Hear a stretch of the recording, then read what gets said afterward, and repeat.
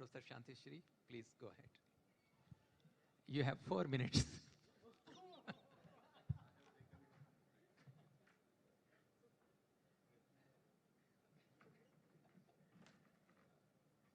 Respected Chairperson, as I have just 4 minutes, and my fellow panelists and ladies and gentlemen.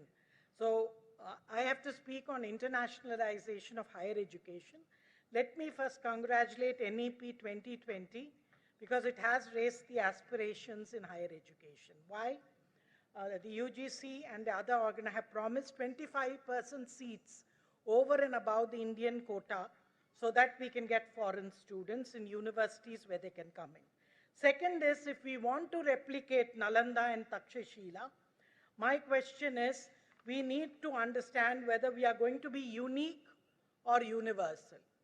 I am for the STEM subjects, but I think when we talk of internationalization or any of these topics, we just forget the humanities, languages, and the social sciences. And I think we need a holistic, because Nalanda and Takshashila were known for their narrative power. You must have all read the Tao of physics. It was not due to scientific discoveries that you came to know quantum physics. It is because of Buddhism and Hinduism, especially Advaita and Dharmakirti and Nagarjuna's Shunyata. So what I'm trying to say is, we need a holistic perspective, which is India's advantage. We have to be different. My other thing is, I congratulate the UGC for its credit recognition, twinning agreement, the global citizenship approach, the ICT-based internationalism. But also, I would like to say some of the greatest mathematician, the greatest was Srinivasa Ramanujan. He failed the 12th standard. So how are we going to put originality with university learning? Does it mean, like what Bernard Shaw said, my education was continuous, except with the interruption of school and college? So we have to be very clear what do we mean by that. My other point I want to place before you is, I would say rather than just say STEM, you must have a Bharatiya narrative architecture, which includes everything. I'm not saying remove one, the other.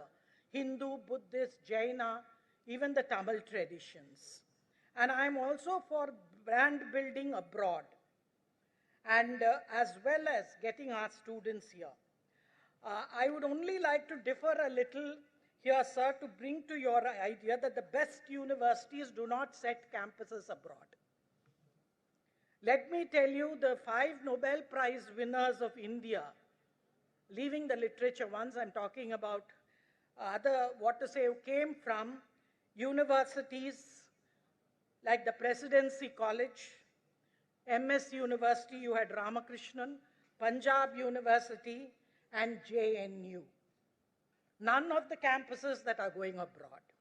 So we need to think, where are we, where is the gap? The other will be the Alumni Connect, Office of International Affairs.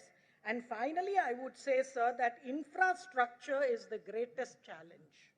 Our public universities are one of the best in the country. I do not agree that private universities help compensate, but they have not been able to take over what public universities have done. Let me say all of them, and including JNU, we are the ones who implement the Prime Minister's revolutionary program of Sabka Saath, Sabka Vikas, Sabka Vishwas, and Sabka Prayas. Thus, our 20 rupees mein we are giving education. Can Harvard compete with me? So rankings, and let me also say, JNU has 5 subjects where we are in the top 50 in the world rankings. I want to know whether STEM subjects are there. And I would say private sector has failed India. It is not the public sector. Private sector, unlike America, Great Britain, and the West, CSR is not enough. They have to invest in education. If they are exploiting our market, if the Prime Minister has made it into the 5th largest economy, I think those people who benefit from this need to reinvest into society and into education. Thank you so much. Jai Hind. Vande Mataram. Thank you. Thank you very much.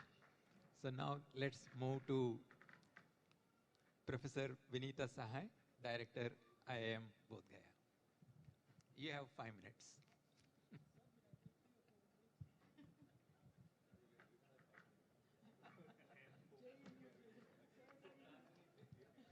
Left side people get more time.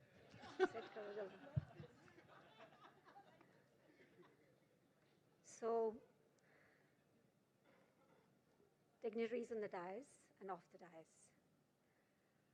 Today what we're going to talk about is something which Shankarananji started with such great words that possibly it will be very difficult, and in any case we know